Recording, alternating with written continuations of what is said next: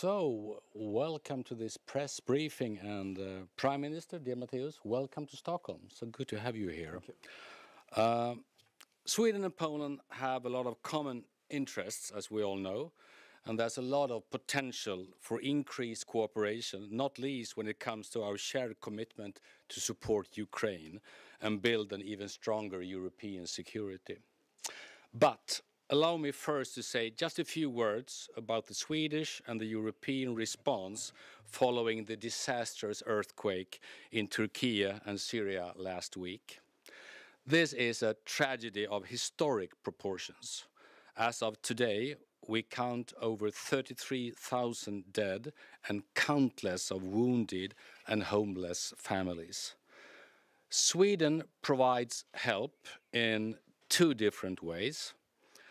We are leading the joint EU efforts, and we are providing bilateral assistance, personnel, material, aid and humanitarian support. As acting presidency of the Council, the immediate priority is to ensure that the European assistance meets the needs of the affected communities. We want the people of Turkey and Syria to be able to count on our support for relief and the early recovery. Just before the European Council last week, we therefore announced a donors conference to be organized together with the European Commission in March to mobilize funds from the international community in coordination with Turkish authorities, of course. The Swedish Foreign Minister is in close contact with his Turkish colleague and with the Commission to organize this conference. In terms of bilateral support, Thursday night, Sweden sent a Boeing C-17 transport aircraft to the Turkish city of Adana with a group of search and rescue professionals, including search dogs and medical professionals from the Swedish Armed Forces. They now operate in a major international help operation. Further substantial Swedish support will follow.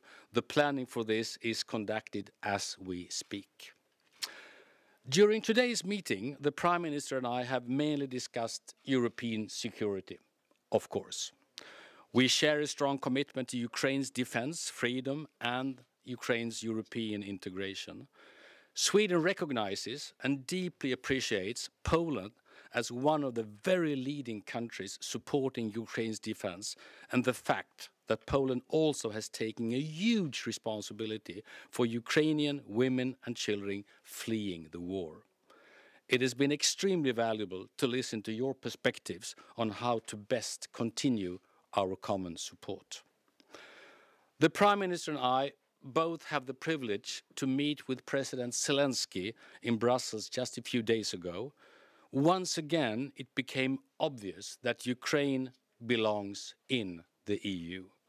We appreciate the forward-leaning conclusions from the Council on Ukraine as a candidate country. The two of us also share the conviction that the EU needs a strong transatlantic link and close cooperation between the EU and NATO. The NATO accession of Finland and Sweden was of course also on the agenda today. Sweden and Finland will be security providers as future members. Having all countries in our region as part of the alliance will increase regional cooperation on security and defense, thereby making NATO stronger and our region safer.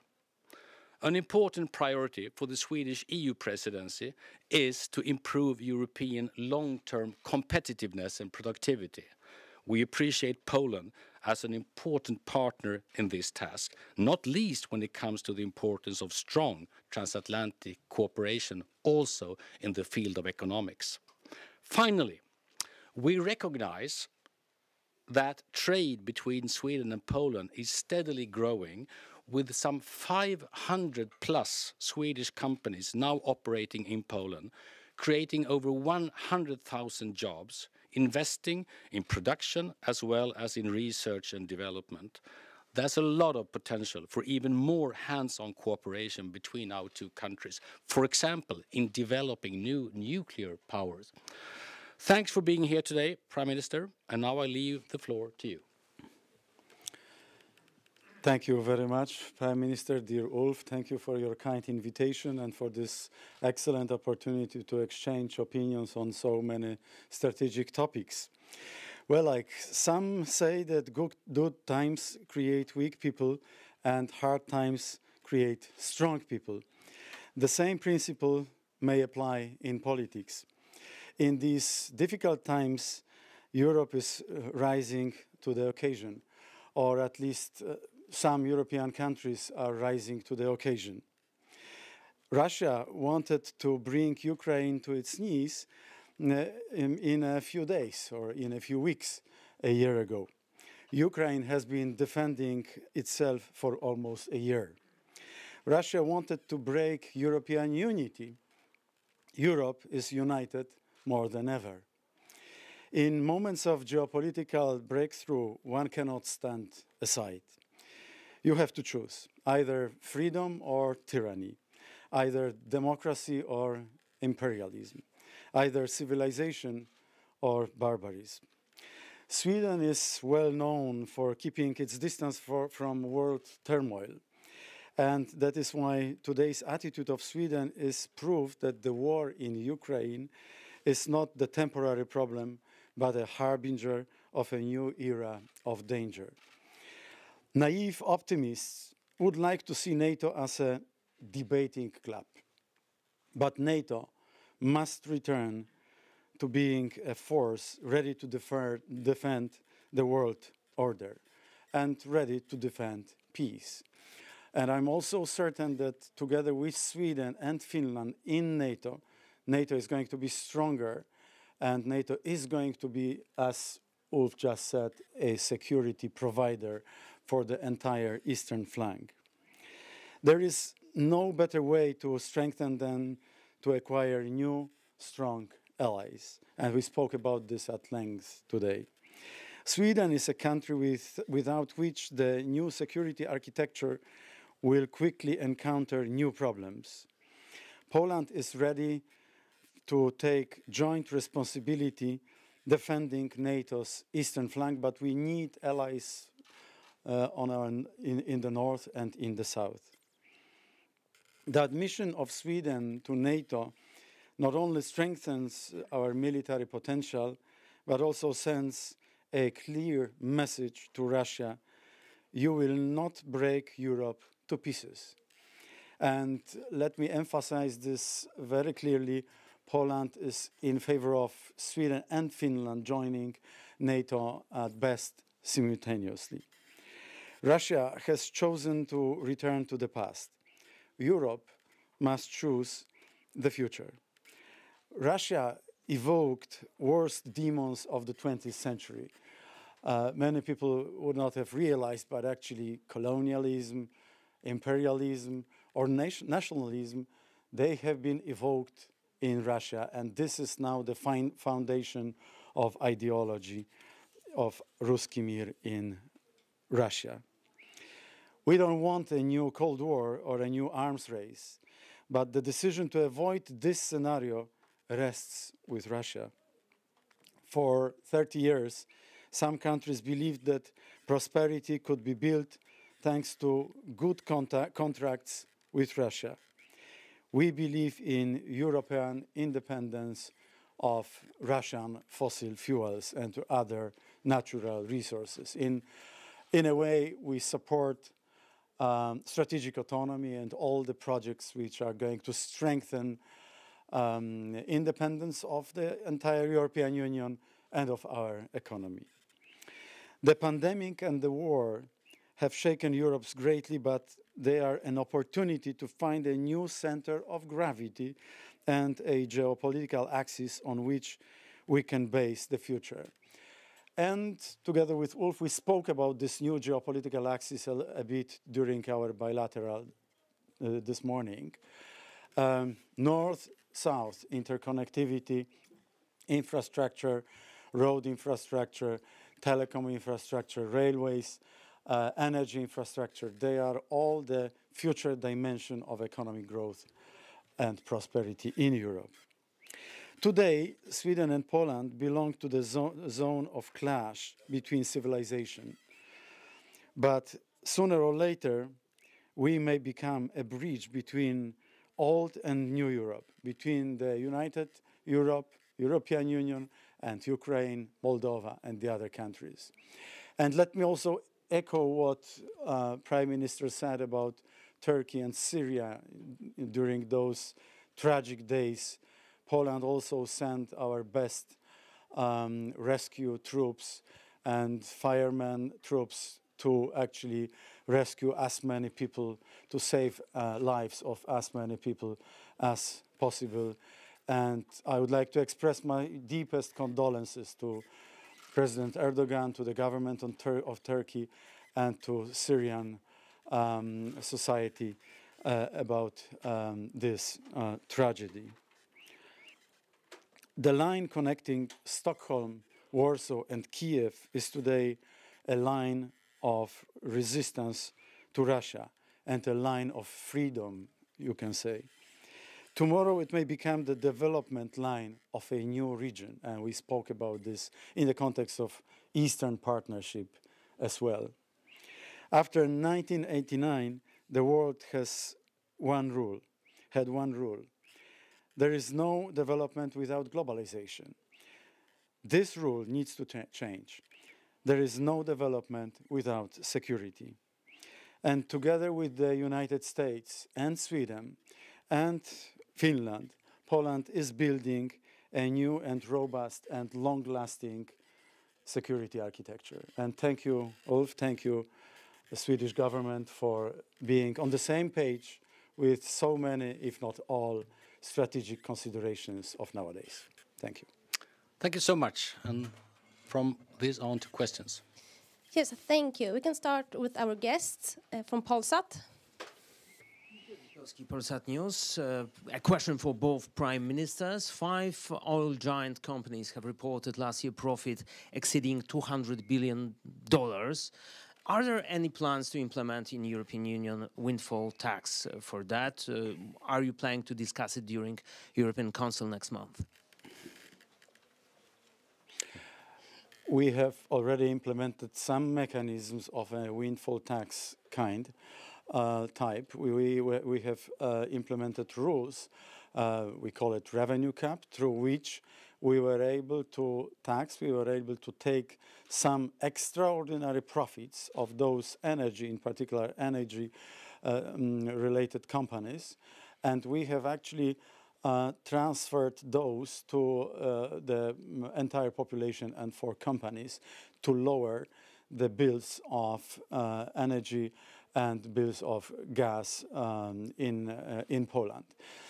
As far as the taxation of multinationals, global corporations is concerned, we are very much in favor of this, and this is why we were supportive in the context of the discussion of OECD about the base erosion and profit shifting, and about the Pillar 1 and Pillar 2. And we still hope that those two solutions will be implemented in tandem, because this would mean a fair and just taxation across the globe. Well, as you know, there is already a framework in place providing the possibilities for countries to do that, and we are actually applying to that. And besides from that, in Sweden, we lower the bills basically by refunding quite substantial money from last year's extremely high bills as well. So we do that in a more national way in terms of fees that have been gathered through the Swedish consumers. Thank you. We have a question from Polska Agencja Prasowa. Polska Agencja Prasowa. What's your expectation of the 10th sanction packages against Russia? As reported by the media, there's no proposals like sanction on Rosatom, sanction for the kidnapping Ukrainian children, exclusion of Gazprom from the carbon dioxide emission, or diamonds. Well, basically, we're very much in favor, of course, of this 10th package. Absolutely necessary. Now, there's a very united view on that. And then you can always discuss exactly what to include in it. The Rosatom topic is one of those, where I know that several countries are arguing very firmly to include them as well. And of course, there are obstacles to that. There are always obstacles. But I foresee a very balanced package when it's finished. Sweden and Poland we are on the same hymn sheet with regard to the 10th sanction package. We want it to be robust. We want it to be as harsh as possible. However, to work it out, it needs two to tango. It needs those countries who are not so eager to enhance sanctions, and those countries which are eager to enhance sanctions. And this is sometimes the lowest common denominator. But even with this, I believe that the 10th sanction package is going to be robust and is going to send appropriate strong signals to Russia, to the Kremlin, that we are not going to give up, we are not going to surrender to Russia's pressures. And to add on to that, if you learn anything during presidency, is that you learn how to find common denominators, good compromises, because otherwise you won't make anything happen at all. So don't allow the best to be the opposition to the good, so to speak.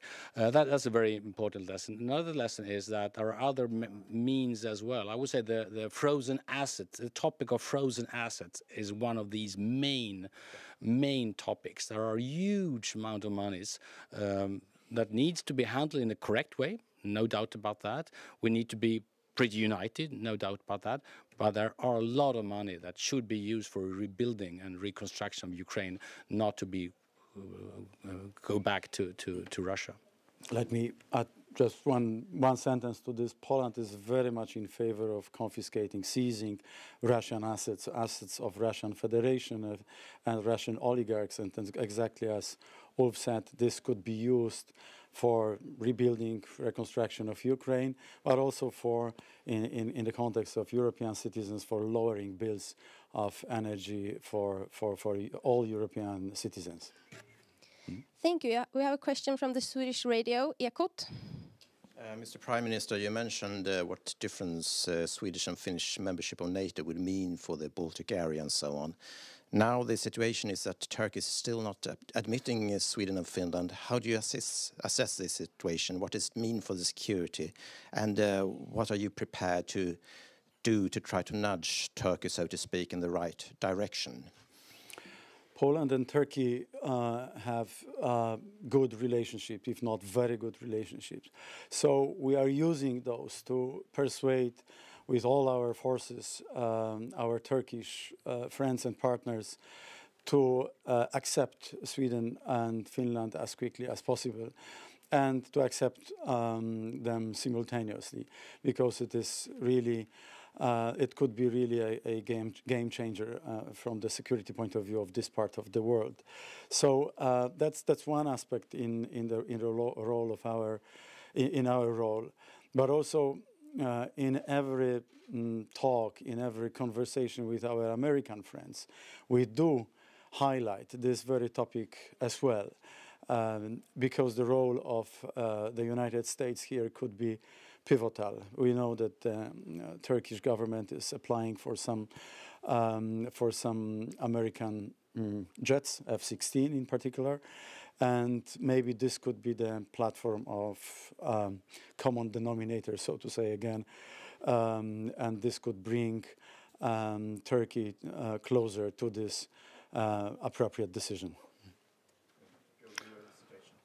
Well, basically, I very much appreciate the Polish attitude, and there are many things to appreciate about Poland. But if I mention just two things, first, what I did say, the enormous help from Poland to Ukraine, you simply cannot even measure it. I would say, in comparison to many other countries, enormous, and that impresses all of us, I would say. And of course, secondly, the very clear and early and firm support for the Swedish and Finnish accession, early in ratifying, very clear in support, also in contact with our Turkish friends. So I very much appreciate that. And the last question, TT.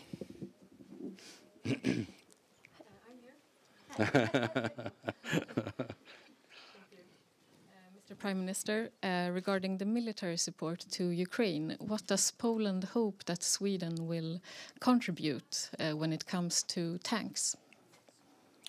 We spoke about this with Ulf today. I was on the meeting with President Zelensky a couple of days ago, and clearly what is badly needed these days, it's first ammunition, as much ammunition as possible. And of course, with regard to tanks, I believe that the coalition of Leopard tanks is going to grow. And I hope that Sweden, having some Leopard tanks, if my memory serves me right, more than 100, will also be able to deliver some Leopard tanks to Ukraine. Poland would have delivered already 250 tanks of post-Soviet type, but on top of those we are going to deliver 60 tanks, quite modernized tanks to Ukraine. And on top of this, we are going to deliver also some 14 Leopard tanks. So we want to be very active on this front, because we believe that the line of freedom, as I said, is now the battlefield in the Ukraine. And both Sweden and Poland should do everything possible to support our Ukrainian friends in their fight for sovereignty, freedom, and peace in Europe. Well, obviously, I mean, all the time we evaluate what Sweden can contribute with, what we do need to have ourselves, and what other partners are providing with. And top of the list has been, as you all know, air defense. We delivered air defense, and artillery. We delivered artillery. And when it comes to tanks, we have very modern CV-90, which is kind of a smaller armored, not a formal tank, but an armored vehicle. And we have delivered quite a few of them as well. So I think we have really tried to bring as good stuff as possible to Ukraine. Yes. Oh. Thank you. We're Thank running you so out of much. time. Thank you so much. Thank you for joining us. Thank you. Thank you. Bye-bye.